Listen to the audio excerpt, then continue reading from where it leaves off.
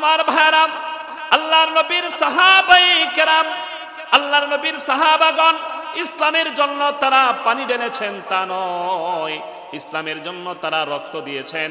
রক্তকে পানির মতো ইসলাম নামক গাছের গোড়ায় তারা ঢেলে দিয়েছেন। এরপরে ইসলাম জিন্দা হতে হতে আজকে আমরা পেয়েছি। ইসলামের পর্দার বিধান বাস্তবায়ন করতে হতে আজকে আমাদের পর্যন্ত মুসলমান এসেছে। হযরত ওমর রাদিয়াল্লাহু তাআলা আনহুকে তার হাকিম চিকিৎসক জানায়া দিয়েছে, ইয়া আমিরাল মুমিনিন, আপনার পেটে খাদ্য থাকে না,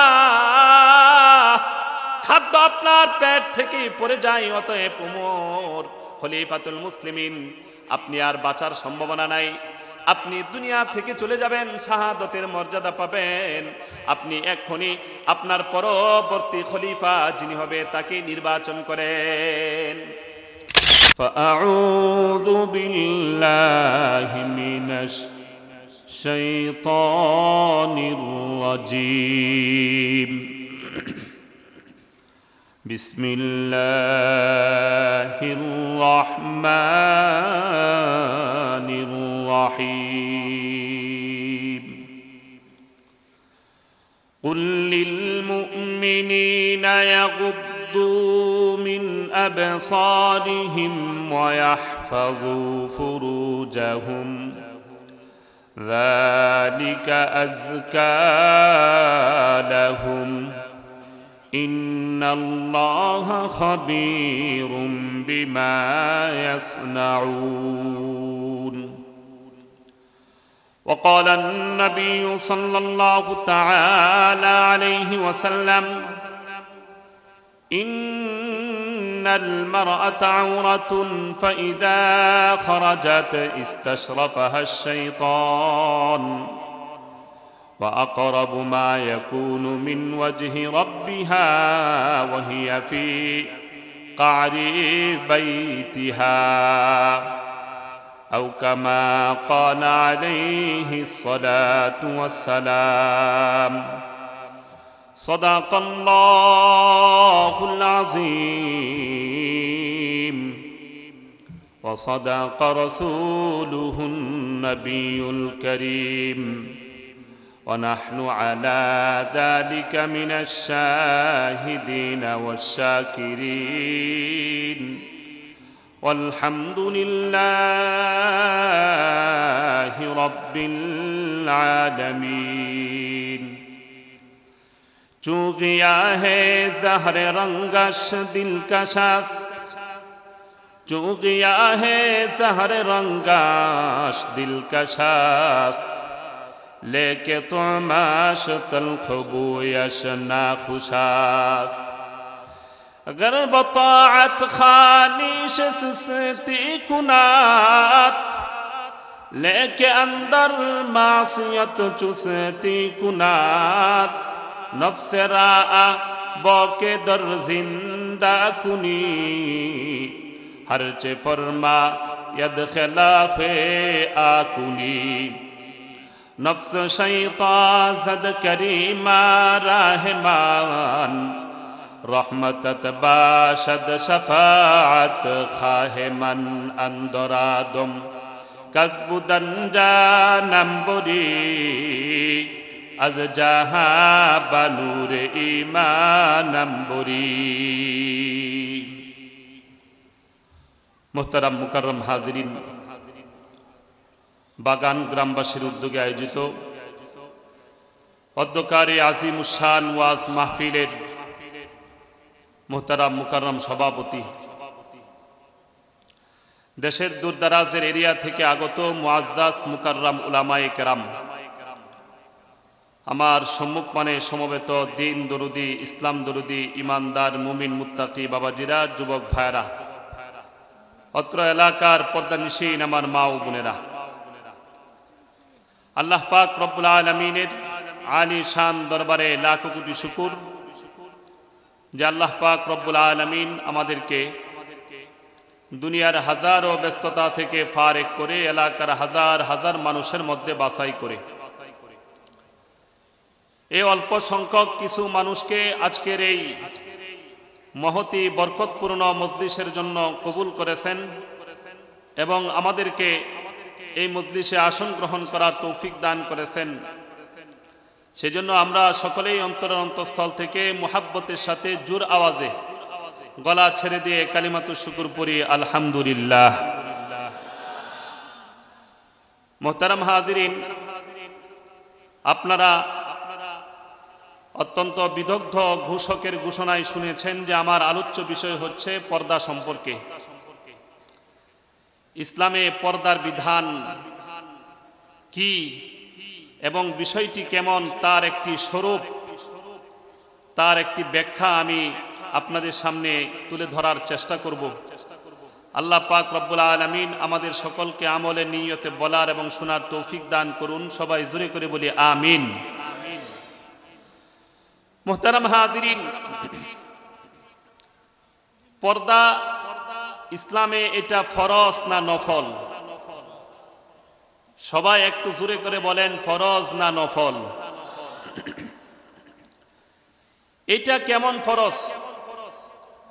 কোন রকম শুধু মানলেই হয়, না মানলে অসুবিধা নাই, অথবা পুরা গ্রামের একজন যদি পর্দা করে বাকি সকলের পক্ষ থেকে পর্দা আদায় হয়ে যায়, বিষয়টি কি এমন?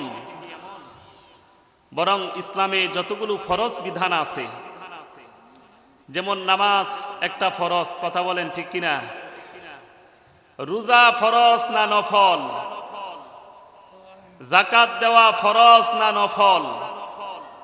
হজ করা এটা ফরজ না নফল? ফরজ। এই যে ইসলামের মৌলিক বিধানগুলো, নামাজ একটা ফরজ, রোজা একটা ফরজ, যাকাত একটা ফরজ, হজ দেওয়া একটা, হজ করা একটা ফরজ, এই অপরাপর যত ফরজ বিধানগুলো আছে, এই ফরজ বিধানের মতোই একেবারে সমানে সমান গুরুত্বপূর্ণ একটা ফরজ বিধান হলো পর্দা পুশিদা করা, পর্দার বিধান মেনে চলা। মুহতারাম হাজিরিন, এই পর্দা শব্দটা হলো ফার্সি শব্দ, ফার্সি ভাষার একটা শব্দ। কোন ভাষার শব্দ? সবাই বলেন, কোন ভাষার শব্দ? ফার্সি ভাষার শব্দ। এর আরবি প্রতিশব্দ হইল হিজাব, ফার্সিতে বলে পর্দা। বাংলা ভাষায় অনেক ফার্সি শব্দ আছে, অনেক ফার্সি শব্দ বাংলা ভাষায় প্রচলনে আছে, আরবি শব্দ প্রচলনে আছে। এই রকমই একটা শব্দ ফার্সি ভাষার শব্দ প্রচলন হয়ে গেছে, সেটা হলো পর্দা শব্দ। এই পর্দার অর্থ হলো গোপন করা, ঢেকে রাখা। মুহতারাম হাজিরিন, এটা যদি আমরা অত্যন্ত গভীরভাবে, নিবিড়ভাবে, খুব সূক্ষ্মভাবে যদি আমরা চিন্তা করি, তাহলে দেখব যে এই পর্দার মাধ্যমে আল্লাহ পাক রব্বুল আলামিন আমাদের সমাজ ব্যবস্থাকে অত্যন্ত সুন্দর, সুশীল, সংহত, সুশৃঙ্খল এবং অত্যন্ত সভ্য একটা সমাজে রূপান্তরিত করার জন্য আল্লাহ পাক রব্বুল আলামিন এই পর্দার বিধানটা দিয়েছেন। এই পর্দা শুধুমাত্র নারীর জন্য না পুরুষের জন্য আছে? এই এতগুলো মানুষ এমন অল্প আওয়াজে পুষায় না, কথা কন ঠিক কিনা? এজন্য কথার আওয়াজ দিবেন জুড়ে। পর্দা শুধু পুরুষের জন্য নাকি শুধু নারীর জন্য, না উভয়ের জন্য? সবার জন্যই পর্দা। যেইভাবে একজন নারী পর্দার বিধান মানবে, ঠিক একই রকম ভাবে একজন পুরুষ পর্দার বিধান মানবে। একজন নারী যেইভাবে আল্লাহ পাক রব্বুল আলামিনের বিধান অনুসরণ করে পর্দাকে তার জীবনে বাস্তবায়ন করবে, ঠিক একইভাবে আল্লাহর দেওয়া নির্দেশনা মোতাবেক, পয়গম্বরে দু আলমের নির্দেশনা মোতাবেক একজন পুরুষও তার জীবনে পর্দাকে পরিপূর্ণরূপে বাস্তবায়ন করবে। নারীর উপরে যেইভাবে এটা ফরজ, ঠিক তেমনি ভাবে একজন পুরুষের উপরেও এই পর্দার বিধান ফরজ।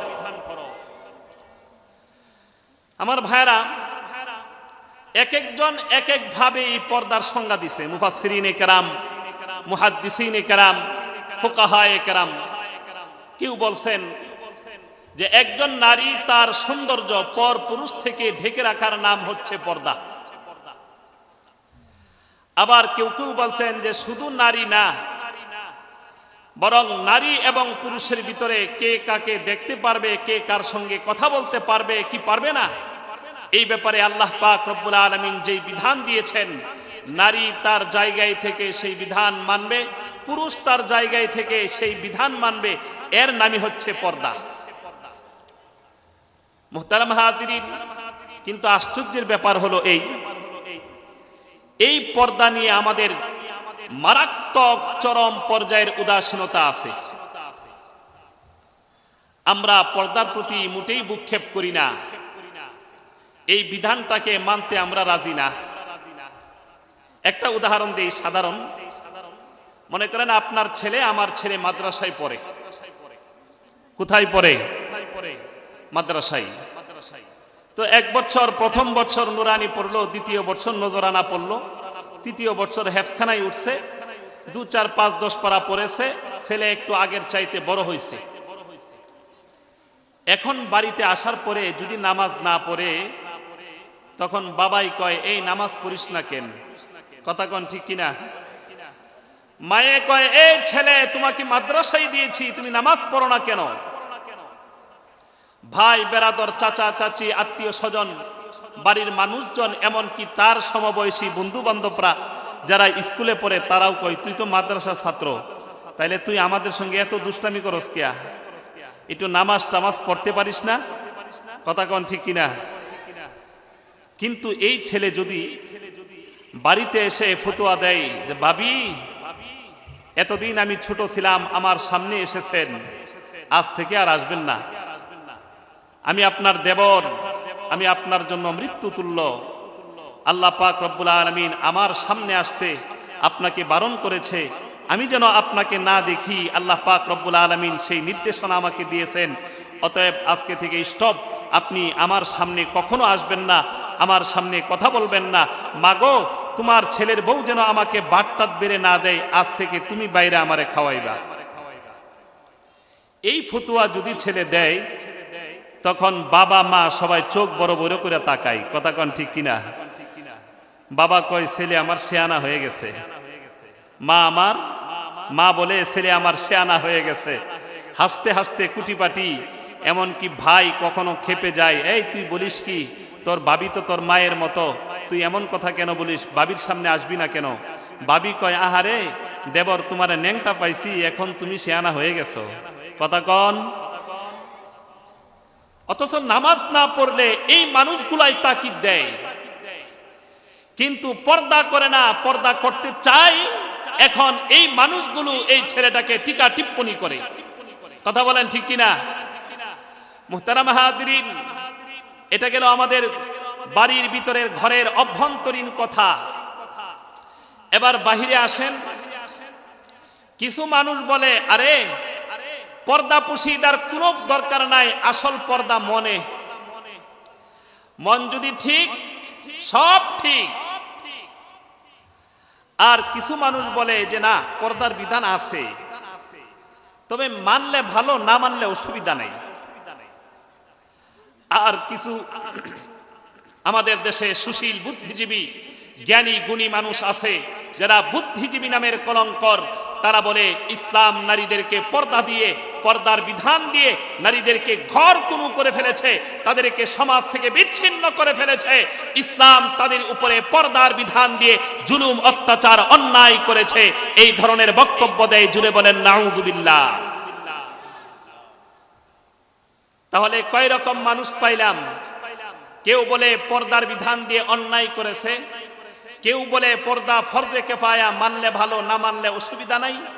আবার কেউ বলে মনের পর্দা আসল পর্দা, আসলে অন্য কোনো পর্দার প্রয়োজন নাই। এই ধরনের বক্তব্য দেয় কি দেয় না? আমার ভাইরা, এই পর্দা জিনিসটা এটা অতীব দরকার। রাসূল করিম সাল্লাল্লাহু আলাইহি ওয়াসাল্লামের সাহাবী হযরত উমর রাদিয়াল্লাহু তাআলা আনহু, আল্লাহর নবী তার ব্যাপারে বলছেন, লাউ কানা বাদি নাবিয়্যুন লাকানা উমর, লাউ কানা বাদি নাবিয়্যুন লাকানা উমর। আল্লাহর নবী বলেন, যদি আমার পরে কেউ নবী হতো তাহলে উমর হতো সেই নবী। আমার মুসলমান ইমানদার ভাইরা, এই কারণে হযরত ওমর রাদিয়াল্লাহু তাআলা আনহু কে বলা হয় মেজাজে ওহী। হযরত ওমর রাদিয়াল্লাহু তাআলা আনহু এর মানসা অনুযায়ী, এর ইচ্ছা অনুযায়ী, হযরত ওমরের চাওয়া অনুযায়ী আল্লাহ পাক রব্বুল আলামিন কুরআনুল কারীমের মধ্যে 40টার অধিক আয়াত নাযিল করেছেন হযরত ওমরের চাওয়া অনুযায়ী। জোরে বলেন সুবহানাল্লাহ। হযরত ওমরের স্বভাব মেজাজ ছিল নবুয়তের মেজাজ, ওহীর মেজাজ। হযরত ওমর রাদিয়াল্লাহু তাআলা আনহু লক্ষ্য করলেন যে আল্লাহর নবীর স্ত্রীগণ বাড়িতে থাকেন, পর্দার বিধান নাযিল হয়নি। নানান জায়গা থেকে, নানান অঞ্চল থেকে রাসূল করিম সাল্লাল্লাহু আলাইহি ওয়াসাল্লামের কাছে মানুষজন আসে, নানান বিষয় নিয়ে তারা জানতে চায়। তো আল্লাহর নবীর বিবিদের সামনে, আমাদের আম্মা জানদের সামনে তারা অবাধে যাতায়াত করে, যেভাবে ইচ্ছা সেইভাবে চলাফেরা করে। আম্মা জানরাও পর্দা করেন না, আর যারা আগত মানুষ তারাও পর্দার বিধান নাই, তারাও পর্দার ধার ধারে না। হযরত ওমর আল্লাহর নবীকে বললেন, ইয়া রাসূলুল্লাহ, আপনার কাছে বিভিন্ন অঞ্চল থেকে মানুষজন আসে, আপনি আম্মা জানদেরকে বলেন তারা যেন পর্দা করে। আমার মুসলমান ভাইরা, আল্লাহ পাক রব্বুল আলামিন হযরত ওমরের মানসা অনুযায়ী সর্বপ্রথম কুরআনুল কারীমের বিধান নাযিল করলেন, ওয়া ইদা সাআলতুমুহুন্না মাতাআন ফাসআলুহুন্না মিন ওয়ারাই হিজাব। আল্লাহ পাক রব্বুল আলামিন জানায় দিলেন, হে মুমিন মুসলমানেরা, তোমরা যখন তোমাদের আম্মাজান আল্লাহর নবীর স্ত্রীগণ, বিবিগণ, তাদের কাছে তোমরা কিছু চাইতে চাও, কিছু তোমরা তাদের কাছে কামনা করো, তোমাদের কোনো প্রয়োজন হয়, তোমাদের কোনো জরুরত হয়, তখন তোমরা ঘরের মধ্যে তাদের সামনে সরাসরি যাবে না, বরং ঘরের বাইরে থেকে তোমরা পর্দার আড়াল থেকে তাদের কাছে তোমাদের চাহিদার কথা বলবে। সর্বপ্রথম এই যে আয়াত নাযিল হলো প্রথম পর্দা সম্পর্কে। আমার ভাইরা, আল্লাহ পাক রব্বুল আলামিন পর্দার এই বিধান কেন দিলেন? আল্লাহ রব্বুল আলামিন কুরআনুল কারীমের মধ্যে জানিয়ে দিয়েছেন, যালিকুম আতহারু লিকুলুবিকুম ওয়া কুলুবিহিন্না। আল্লাহ রব্বুল আলামিন বলেন, দুনিয়ার মুমিন মুসলমানেরা, দুনিয়ার মানুষেরা, আমি চাই তোমাদের অন্তর পবিত্র থাকুক, আমি চাই তোমাদের স্ত্রীদের, তোমাদের কন্যাদের, তোমাদের নারীদের অন্তর পবিত্র থাকুক। এই পবিত্র অন্তরের ইচ্ছায় তোমাদের কলবকে পবিত্র করার জন্য, তোমাদের ঘরের নারীদের অন্তরকে পবিত্র করার জন্য আমি আল্লাহ এই পর্দার বিধান দিয়েছি। আমার ভাইরা, আল্লাহ রাব্বুল আলামিন কুরআনুল কারীমের আরেক আয়াতের মধ্যে জানাচ্ছেন, ইন্নামা ইউরিদুল্লাহু লিইউযহিবা আনকুমুর রিজসা আহলাল বাইতি ওয়া ইউতাহহিরাকুম তাতহীরা। আল্লাহ রাব্বুল আলামিন বলেন, ও পয়গম্বর, আমি চাই আপনার আহলে বাইত, আপনার ঘরের যারা বাসিন্দা, আপনার ঘরণী যারা, আপনার ঘরের যারা লোকজন, আপনার বিবিগণ, আপনার কন্যাগণ, আল্লাহ রাব্বুল আলামিনের ইচ্ছা হলো আপনার বিবিগণ, আপনার কন্যাগণকে তাদের থেকে সব ধরনের নাপাকি দূর করে ফেলতে, এবং আমি সমস্ত দুনিয়ার মুমিন মুসলমান ও দুনিয়ার মুমিন মুসলমান আমি তোমাদেরকেও পুত পবিত্র করতে চাই। তাহলে আমার ভাইরা, এই পর্দার উদ্দেশ্য হলো মনকে পবিত্র করা, মনকে ফ্রেশ করা, মনের থেকে সমস্ত কালিমা, সমস্ত অপবিত্রতা, সমস্ত কুচিন্তা নাপাকি সব দূর করা। এটা হলো পর্দার মূল মাকসাদ। এখন পর্দা করতে এসে আপনি যদি কোন, আরে পর্দা লাগে না, মনের পর্দা বড় পর্দা, এই কথা কি বুদ্ধিমানের কথা না বাটপারি কথা? সবাই জোরে করে বলেন, সুন্দর কথা না বাটপারি কথা? আমার ভাইয়েরা, এর চাইতে চরম পর্যায়ের বাটপারি আর হয় না। আপনি নারীদেরকে ঘর থেকে বের করার জন্য এক দুরবি সন্ধি করছেন, এক মারাত্মক পায়তারা আছেন। আপনি চাচ্ছেন এই দেশের মুমিন মুসলমানদের সুন্দর রমণীগুলো, তাদের স্ত্রী, তাদের সন্তান রমণীগুলো তারা যেন সব ঘরের বাইরে বের হয়ে আসে, আর রাস্তায় বসে বসে আপনি ফায়দা লুটেন, চোখের আনন্দ নেন, মনের স্বাদ গ্রহণ করেন। এইটা হলো আপনার ইচ্ছা। এই জন্য মুখে মুখে সুন্দর কথা বলেন, মনের পর্দা বড় পর্দা। আল্লাহ বলেন মনের পর্দা না, তোর মনের মধ্যে বাটপারি আছে, এই বাটপারি দূর করার জন্যই আমি আল্লাহ পর্দার বিধান দিয়েছি। জোরে করে বলেন সুবহানাল্লাহ। মুহতারাম হাজিরিন, এই পর্দা আমরা মানি না কেন? এর এক নাম্বার সবচেয়ে বড় কারণ হলো আমাদের মন। আমাদের মন কি বুঝাইতে পারি না পর্দা করলে কেমন। আরে বড় ভাবি আমাকে সেই ছোট্টবেলা থেকে লালন পালন করছে। আমি যখন গেদা ছিলাম আমার মুতের খেতা দইছে, কথা কোন ঠিক কিনা? তাই আমার হাগামুতা দইছে, আমারে আগলে হুসাইছে। ও মুসলমান, এইগুলো কথা আপনার জীবনে এই যে কাহিনী, এগুলা আল্লাহ জানেন না জানেন না? জুড়ে কোন আল্লাহ জানেন না জানেন না? আর আল্লাহর নবীদের চাইতে শ্রেষ্ঠ মানুষ, আল্লাহর নবীর স্ত্রীদের চাইতে শ্রেষ্ঠ পবিত্র রমণী এই পৃথিবীর বুকে আর সবাই বলেন আরো আছে? নাই। তাহলে আল্লাহর নবীর স্ত্রীরা কিভাবে তারা পর্দা পুশিদা করছেন দেখেন। হযরত ইমাম আহমদ বিন হাম্বল রহমতুল্লাহি আলাইহি বর্ণনা করছেন হযরত আয়েশা রাদিয়াল্লাহু তাআলা আনহার একটা ছোট্ট ঘটনা। হযরত আয়েশা রাদিয়াল্লাহু তাআলা আনহা বলেন, আল্লাহর নবী আমার ঘরেই থাকতেন এবং পয়গম্বর আমার ঘরেই ইন্তেকাল করলেন, দুনিয়া থেকে বিদায় নিছেন। হযরত সাহাবায়ে কেরাম, পৃথিবীর তখনকার সময়ের মুসলমান, তারা আল্লাহর নবীকে যেই জায়গায় ইন্তেকাল করেছেন ওই জায়গায় দাফন করলেন। নবীদের ব্যাপারে এটাই নিয়ম, তারা যেইখানে ইন্তেকাল করেন তাদের দাফন সেই জায়গাতেই হয়। নিয়ম অনুসারে, আল্লাহর নির্দেশনা অনুসারে হযরত সাহাবায়ে কেরাম পয়গম্বরকে আম্মাজান আয়েশার ঘরেই দাফন করছেন। এবার আয়েশা রাদিয়াল্লাহু তাআলা আনহা বলেন, আল্লাহর নবী জিন্দা থাকা অবস্থায় আমি যেইভাবে আল্লাহর নবীর সামনে খাস পর্দা ছাড়া সাধারণ পোশাকে আমি পয়গম্বরের সামনে আনাগোনা করতাম, আল্লাহর নবীকে আমার ঘরে দাফন করার পরে আমি আগের মতোই আমার ঘরের মধ্যে চলাফেরা করতে লাগলাম। কোনো খাস পর্দা গ্রহণ করলাম না, সাধারণ পোশাক পরিচ্ছদ করে আমি আমার ঘরের মধ্যে যাতায়াত করতে লাগলাম। এরপরে আবু বকর রাদিয়াল্লাহু তাআলা আনহু, হযরত আয়েশা বলেন আমার আব্বাজান হযরত আবু বকর রাদিয়াল্লাহু তাআলা আনহু 2.5 বছর পরে ইন্তেকাল করেন। হযরত সাহাবায়ে কেরাম আল্লাহর নবীর এক পাশে আবু বকর রাদিয়াল্লাহু তাআলা আনহুকে শোয়া দিলেন। আবু বকরের কবর হয়ে গেল, এক পাশে আল্লাহর নবী, দুইটা কবর।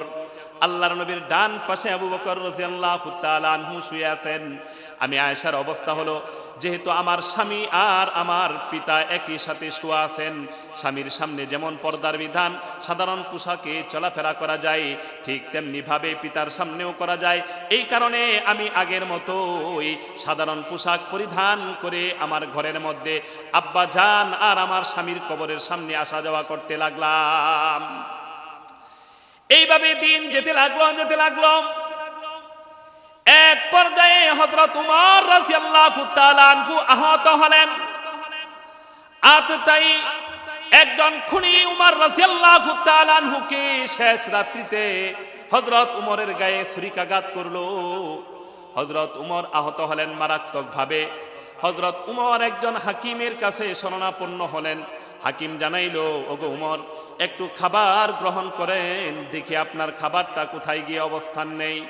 হযরত উমর রাদিয়াল্লাহু তাআলা আনহু খাবার গ্রহণ করলেন। সেই খাবার উমর রাদিয়াল্লাহু তাআলা আনহুর পেটের ছিদ্র দিয়া পাকস্থলীর থেকে বের হয়ে গেল। হযরত উমর রাদিয়াল্লাহু তাআলা আনহু যখন পাকস্থলীর মধ্যে খাবার রাখতে পারছেন না, হযরত উমরের অবস্থা খুবই শোচনীয়, খুবই মারাত্মক। ও মুসলমান, হযরত উমরের মতো একজন সাহাবী, অর্ধ জাহানের বাদশা, সারা পৃথিবীর বাদশা, মুসলমানদের খেদমত করেছেন, মুসলমানদের শাসন করেছেন। হযরত উমরও শেষ পর্যন্ত একজন আততায়ীর হাতে মারাত্মকভাবে আহত হলেন। এর কারণ হলো কবির ভাষায় ইসলাম কে গমখার হে দিলদার সাহাবা, ইসলাম কে গমখার হে दिलदार साहबा, कौनैन में उम्मत के हैं सरदार साहबा, कौनैन में उम्मत के हैं सरदार साहबा। इस्लाम के गुलशान को दिया खून का पानी, इस्लाम के गुलशान को दिया खून का पानी, देखा है नजारा जमी और फलक ने। আমার ভাইরা, আল্লাহর নবীর সাহাবায়ে কেরাম, আল্লাহর নবীর সাহাবাগণ ইসলামের জন্য তারা পানি ঢেলেছেন তা নয়, ইসলামের জন্য তারা রক্ত দিয়েছেন। রক্তকে পানির মতো ইসলাম নামক গাছের গোড়ায় তারা ঢেলে দিয়েছেন। এরপরে ইসলাম জিন্দা হতে হতে আজকে আমরা পেয়েছি। ইসলামের পর্দার বিধান বাস্তবায়ন করতে হতে আজকে আমাদের পর্যন্ত মুসলমান এসেছে। হযরত উমর রাদিয়াল্লাহু তাআলা আনহু কে তার হাকিম চিকিৎসক জানায়া দিয়েছে, ইয়া আমিরাল মুমিনিন, আপনার পেটে খাদ্য থাকে না, খাদ্য আপনার পেট থেকে পড়ে যায়। অতএব উমর খলিফাতুল মুসলিমিন, আপনি আর বাঁচার সম্ভাবনা নাই, আপনি দুনিয়া থেকে চলে যাবেন, শাহাদতের মর্যাদা পাবেন। আপনি এক্ষুনি আপনার পরবর্তী খলিফা যিনি হবে তাকে নির্বাচন করেন। আমার ভাইরা, হযরত উমর রাদিয়াল্লাহু তাআলা আনহু, হযরত উমর রাদিয়াল্লাহু তাআলা আনহু কয়েকজন সাহাবী নির্বাচন করলেন। তাদেরকে দায়িত্ব দিলেন, তোমরা বুট গঠন করবে, তোমরা একটা জুরি বুট বসবে, এই জুরি বুট নির্বাচন করবে, তোমরা বাছাই করবে আমার পরে কে আমিরুল মুমিনিন খলিফাতুল মুসলিমিন হবে, এইটা তোমরা বাছাই করবে। ও মুসলমান, এই কারণেই আমরা বলি গণতন্ত্র হারাম। কথা বলেন ঠিক কিনা? জুড়ে বলেন, জুড়ে বলেন, জুড়ে বলেন। সারা দেশ যখন গণতন্ত্রের জোয়ারে ভেসে যাচ্ছে, একজনকে হলেও এই আওয়াজ তুলতে হবে, গণতন্ত্র হারাম, গণতন্ত্র হারাম, হারাম, হারাম মুসলমান। কারণ উমর যদি চাইতেন তখন সারা পৃথিবীর বুকে মুসলমানদের মধ্যে নির্বাচন দিতে পারতেন, কিন্তু দেন নাই তো। কথা কোন ঠিক কিনা? আমার ভাইরা, এবার উমর রাদিয়াল্লাহু তাআলা আনহু বুট গঠন করলেন, খলিফা কাকে বানানো যায়। আর একটা কাজ করলেন, আম্মা জান হযরত আয়েশা রাদিয়াল্লাহু তাআলা আনহার কাছে নিজের ছেলে আব্দুল্লাহ ইবনে উমরকে পাঠায় দিলেন। যারে আব্দুল্লাহ, আমার মা আল্লাহর নবীর স্ত্রী আমাদের আম্মা জান হযরত আয়েশা রাদিয়াল্লাহু তাআলা আনহার কাছে গিয়ে বল, আল্লাহর নবীর এক পাশ দিয়ে আবু বকর রাদিয়াল্লাহু তাআলা আনহু, আর তার একটা পাশে এখনো কবরের একটা জায়গা বাকি আছে, এইটা সম্ভবত আম্মা জান আয়েশা রাদিয়াল্লাহু তাআলা আনহা ওই জায়গাটার মধ্যে শুইতে চায়। আব্দুল্লাহ, তুমি যাও, আম্মা জানকে গিয়ে বলো, আম্মা জান, আমার পিতা হযরত উমর ইবনে খাত্তাব রাদিয়াল্লাহু তাআলা আনহু আপনার কাছে এই জায়গাটা চেয়েছেন, আপনি যদি অনুমতি দেন তাহলে উনার কবরটা এই পাশে হবে।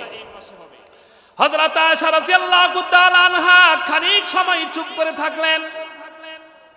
কারণ এই যে আল্লাহর নবীর বাম পাশে একটা কবরের জায়গা আছে, এই জায়গাটা আম্মা জান আয়েশা রাদিয়াল্লাহু তাআলা আনহা নিজের জন্য রাখছেন।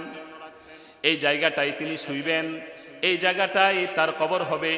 এটা হলো আম্মা জান আয়েশা রাদিয়াল্লাহু তাআলা আনহার মনের স্বপ্ন, মনের কল্পনা। এটা হলো তার একটা বিরাট স্বপ্ন, জীবনের শেষ ইচ্ছা, অন্তিম ইচ্ছা। আম্মা জান আয়েশা রাদিয়াল্লাহু তাআলা আনহা আল্লাহর নবীর পাশের খালি জায়গাটায় শয়ন করবেন, এইখানে তার কবর হবে। এই জন্য আয়েশা রাদিয়াল্লাহু তাআলা আনহা খানিক সময় চিন্তা করলেন।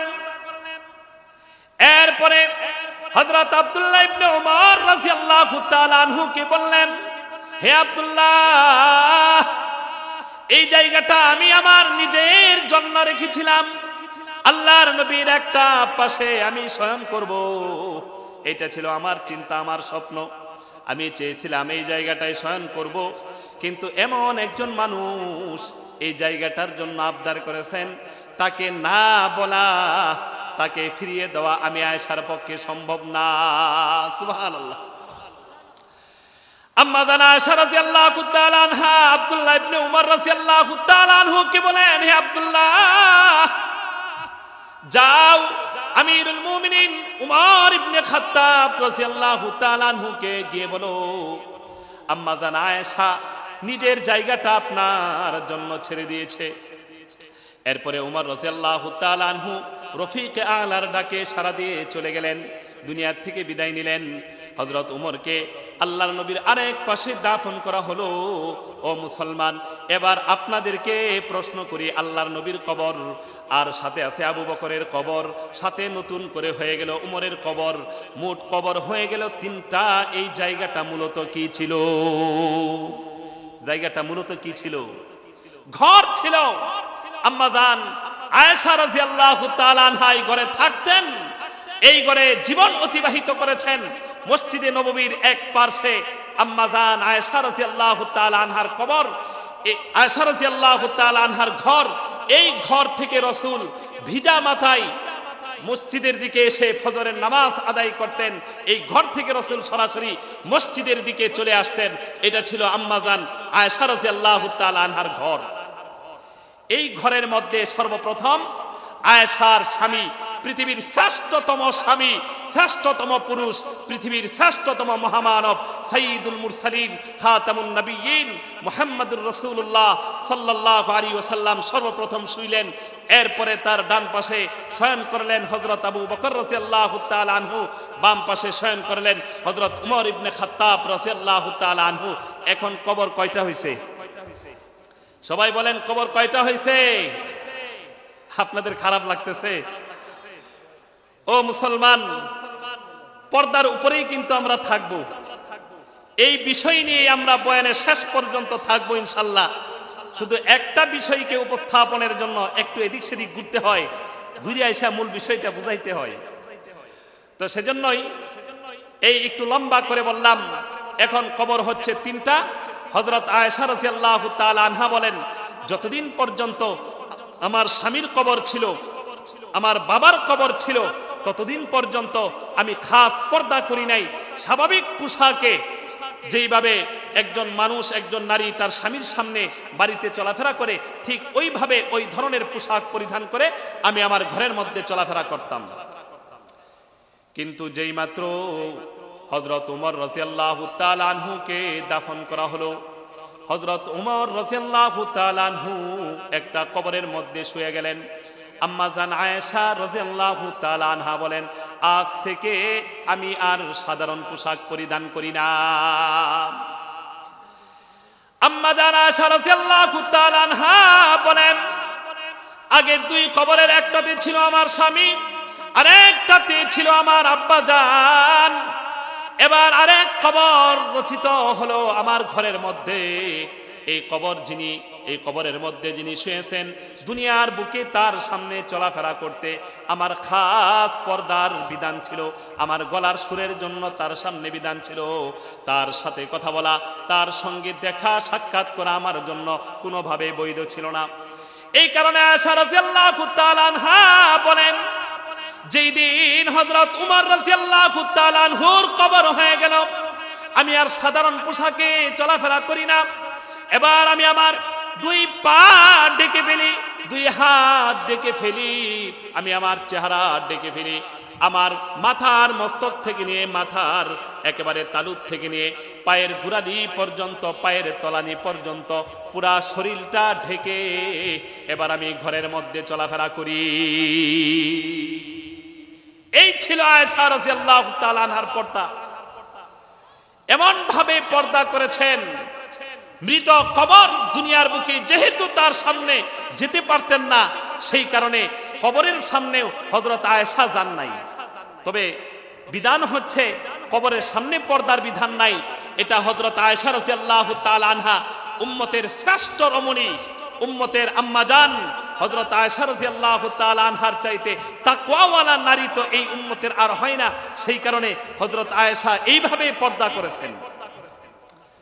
এবার মুহতারাম হাজরিন, হযরত আয়েশার পরে এবার উম্মতের সাধারণ নারী কিন্তু আল্লাহর নবীর সাহাবী, তাদের অবস্থা দেখেন। হযরত কায়েস ইবনে শাম্মাস রাদিয়াল্লাহু তাআলা আনহু থেকে বর্ণিত, এক মহিলা আল্লাহর নবীর কাছে আসছে। ঘটনা হলো তার এক সন্তান দুনিয়ার থেকে বিদায় নিছে, আল্লাহর রাস্তায় জিহাদ করতে যেয়ে শহীদ হয়েছে। ওই মহিলাকে বলা হয়তো উম্মে খাল্লাদ। কি নাম? সবাই বলেন না, নামটা কি? উম্মে খাল্লাদ। এই উম্মে খাল্লাদ যখন আল্লাহর নবীর কাছে আসছেন নিজের পুত্রের বিষয়ে সংবাদ জানার জন্য, তখন উম্মে খাল্লাদের চেহারা পুরাটাই নেকাব দিয়ে ঢাকা। হাদিসের মধ্যে আসছে ওহিয়া মুতানাক্কিবাতুন, তার চেহারার উপরে নেকাব দেওয়া, বিন্দু পরিমাণ দেখা যাচ্ছে না। আল্লাহর নবীর কাছে আসছেন, কথা বলবেন। হযরত সাহাবায়ে কেরাম তাকে জিজ্ঞেস করলেন, হে উম্মে খাল্লাদ, আপনি কেন আসছেন? উম্মে খাল্লাদ বলে, আমি আমার সন্তান, শহীদ সন্তান, যেই সন্তান দুনিয়া থেকে বিদায় নিয়েছে, আল্লাহর রাস্তায় জিহাদ করে দুনিয়া থেকে চলে গেছে, সেই সন্তান বিষয়ে জানবার জন্য আমি পয়গম্বরের কাছে এসেছি।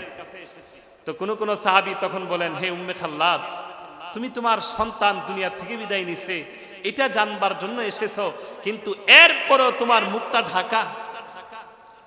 উম্মে খাল্লাদ তখন উত্তর দেয়, হে আল্লাহর বান্দারা, আমি দুনিয়া থেকে আমার একটা সন্তানকে হারিয়েছি, আমি বিপদের মধ্যে পড়ে গেছি। এখন আমি পর্দা ছেড়ে দিয়ে আবার বিপদের মধ্যে পড়ে যাব নাকি? সুবহানাল্লাহ। আমার সন্তান দুনিয়া থেকে চলে গেছে, এক বিপদ। আমি যদি পর্দা ছেড়ে দেই, লজ্জা হায়া যদি আমি ছেড়ে দেই, তাহলে তো আমি আবার বিপদের মধ্যে পড়ব। তাহলে এই দুই বিপদের মধ্যে পড়ার কথা তোমরা কেন বলতেছো? এই হলো উম্মতের সাধারণ মহিলা যারা আল্লাহর নবীর সাহাবী, তার পর্দা। এবার আসেন আরো শত শত বছর পরে আল্লাহর এক সাধারণ বান্দি, যে আল্লাহর নবীর সাহাবী ছিল না, বরং এই সেই দিনের একজন নারী যার ভিতরে তাকওয়া তাহারাত ছিল, পুত পবিত্রতা ছিল, যিনি দিন মেনে চলতো, পর্দা পুশিদা মেনে চলতো, তার পর্দা কেমন একটু শোনাই। আমার ভাইরা, শায়েখ জুলফিকার নকশবন্দি দামাত বারাকাতুহুম ওনার কিতাবের মধ্যে লেখছেন, দাউদে বলখি নামক একজন ব্যবসায়ী ছিল। বলখ শহর ছিল আফগানিস্তানের একটা শহর, বিশাল ঐতিহাসিক নামকরা এক শহর। এই শহরের যিনি গভর্নর ছিলেন, গভর্নর একবার রাজাদের প্রজাদের প্রতি ভীষণ রাগান্বিত হয়েছেন। শেষ করে দেব? মুহতারাম হাজিরিন, এবার গভর্নরের স্ত্রী বিরাট রাগ করেছেন। গভর্নরের স্ত্রী, গভর্নর, তারা প্রজাদের প্রতি খুব রাগান্বিত হয়েছেন। রাগ করে প্রজাদের জন্য কর ধার্য করে দিয়েছেন, কর বাড়ায় দিয়েছেন। এখন এত পরিমাণ কর ধার্য করে ফরমান জারি করেছেন। ফরমানের মধ্যে লেখা আছে, নিম্নের চার্ট অনুযায়ী, তালিকা অনুযায়ী অতি 70 প্রজাবর্গ যেন গভর্নরের অর্থ দপ্তরে তাদের কর অতি 70 জমা দেয়, এই ধরনের আদেশ জারি করেছেন। কিন্তু তখন এই বলক শহরে বিরাট অভাব অনটন চলতেছে, মানুষের দিন কোন রকমে যাচ্ছে। ঠিক এই সময় এই ফরমান জারি হয়েছে। তখন দাউদে বলখি, সে বলখের একজন ব্যবসায়ী, সে একজন দিনদার পরহেজগার মুত্তাকি মানুষ। সে যেমন মুত্তাকি, তার স্ত্রীও তেমনি তাকওয়া তাহারাত ওয়ালি, একজন মুত্তাকিয়া পবিত্রা এক রমণী। দাউদে বলখি স্ত্রীর সঙ্গে আলাপ করে, শোনো গো, আমাদের শহরের গভর্নর সাধারণ গরিব মানুষদের উপরে কর বিরাট আকারে ধার্য করছে, বৃদ্ধি করে দিছে। এখন কি করা যায়? মানুষ তো এই কর দিতে পারবে না। এলাকার মানুষ, আমাদের শহরের মানুষ, আশপাশ অঞ্চলের মানুষ সবাই খুব পেরেশানির মধ্যে আছে। তখন দাউদে বলখির স্ত্রী বলে, আচ্ছা, এই পর্যন্ত আমাদের বৈবাহিক জীবনে তুমি আমার জন্য অনেক সোনা দানা হীরা জহরত জমা করেছো।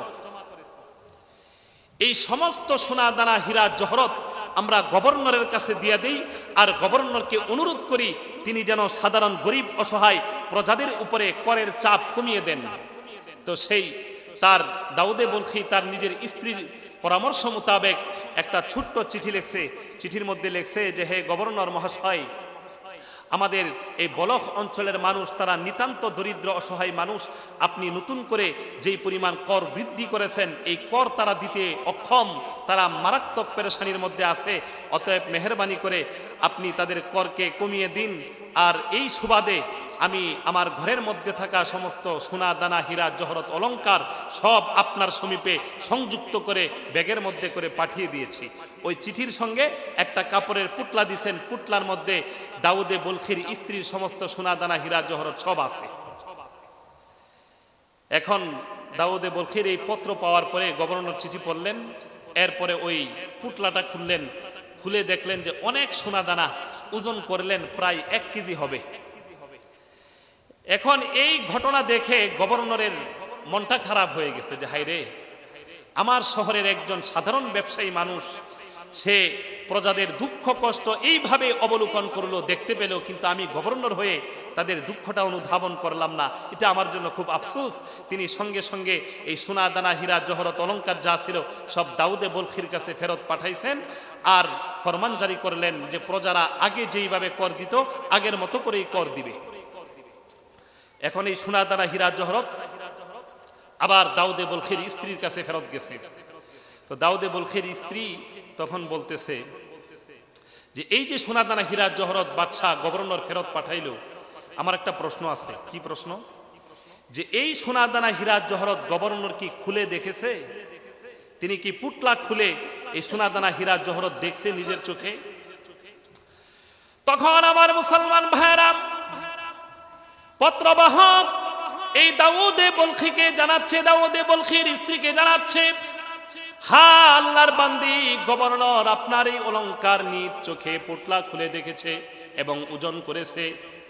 দাউদে বলখির স্ত্রী ডাক দিয়ে কয়, গভর্নর যেহেতু আমার অলংকারগুলো নিজ চোখে দেখেছে, অতএব কোনোভাবেই কশিন কালেও এই অলংকার আর আমার জন্য ব্যবহার করা জায়েজ নাই। আমার ভাইরা, এজন্য আল্লাহ পাক রব্বুল আলামিন নারী পুরুষ উভয়কে পর্দা দিয়েছেন।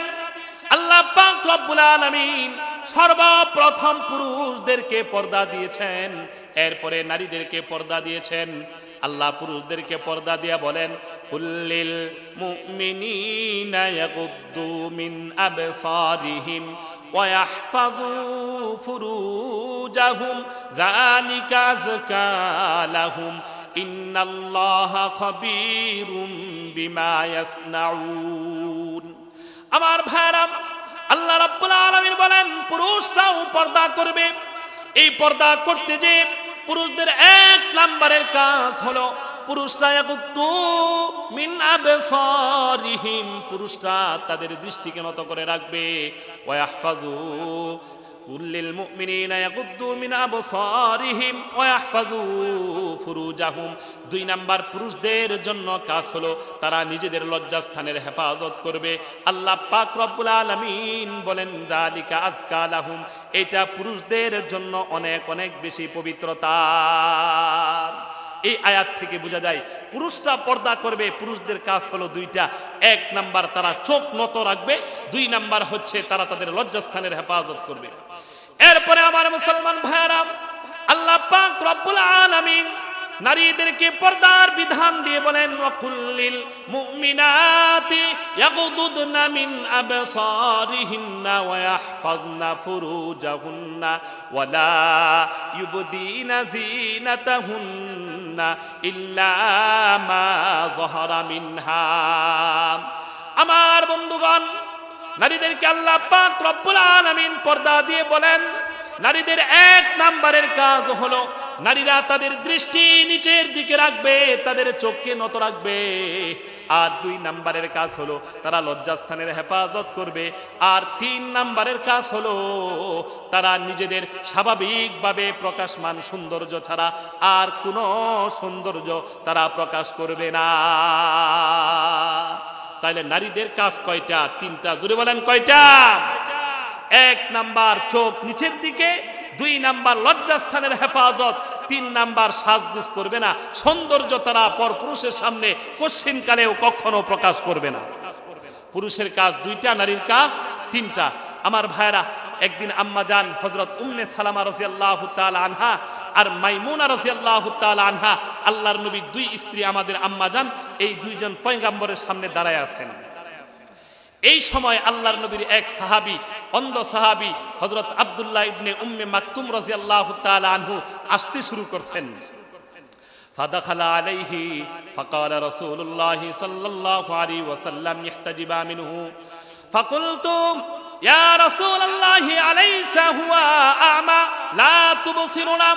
হযরত উম্মে সালামা রাদিয়াল্লাহু তাআলা আনহা বলেন, আমি এবং মাইমুনা রাদিয়াল্লাহু তাআলা আনহুম, এই দুইজন আমরা আল্লাহর নবীর সামনে বসা দাঁড়ানো ছিলাম।